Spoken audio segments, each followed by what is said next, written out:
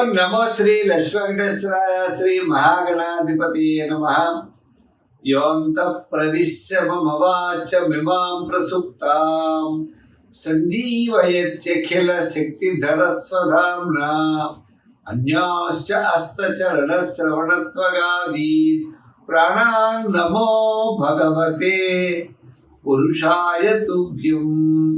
ప్రేక్షకులకి నమస్కారాలు తెలియజేస్తూ మనం ఈ వారం రాశిఫలాలు తెలుసుకుందాం.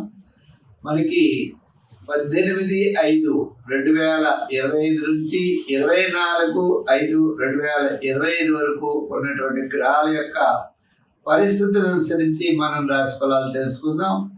ఈ వారం గ్రహాల యొక్క పరిస్థితి చూసినట్లయితే మనకి మేషరాశిలో బుధుడు, వృషభ రాశిలో రవి, మిథున రాశిలో గురుడు, కర్కాటక రాశిలో కుజుడు, మరి సింహరాశిలో కేతువు, అటు మనం కుంభరాశిలో రాహు, మీన రాశిలో శని, శుక్రుడు, ఇటువంటి గ్రహాల యొక్క పరిస్థితి కనబడుతోంది. మరి చంద్రుడి యొక్క పరిస్థితి చూసినట్లయితే మకర, కుంభ, మీన రాశుల్లో ఈ వారం చంద్ర సంచారం ఉంటుంది.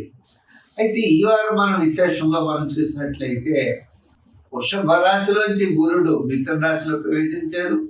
అదేవిధంగా రాహుకేతుల యొక్క చలనం కూడా జరిగింది. కన్యా రాశిలోంచి కేతువు సింహరాశిలోకి, అదేవిధంగా మరి మీనరాశిలో ఉన్నటువంటి రాహు కుంభరాశిలోకి ప్రవేశం జరిగింది. తద్వారా మనం రాశి ఫలాలు మనం తెలుసుకుందాం. సింహరాశి.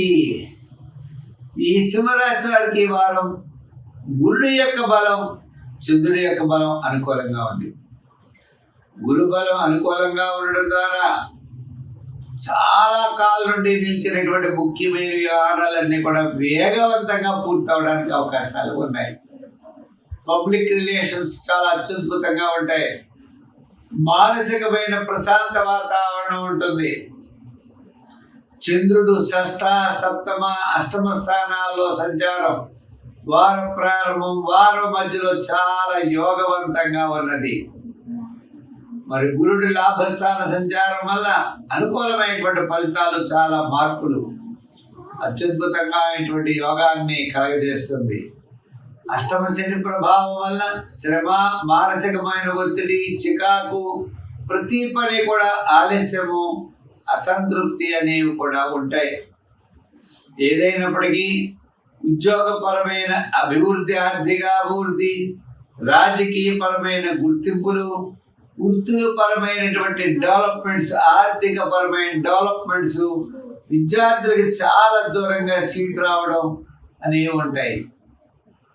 వ్యాపారపరంగా ఆర్థిక లావాదేవీలు ఈ వారం, వార ప్రారంభం, వారం మధ్యలో చాలా ప్రోత్సాహకరంగా ఉన్నాయి.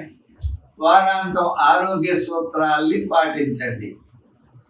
ఈ రాశి వారికి ఈ వారం యోగవంతమైన వారం. మరి సంఖ్యల్లో 1, రంగుల్లో గోల్డ్ కలర్.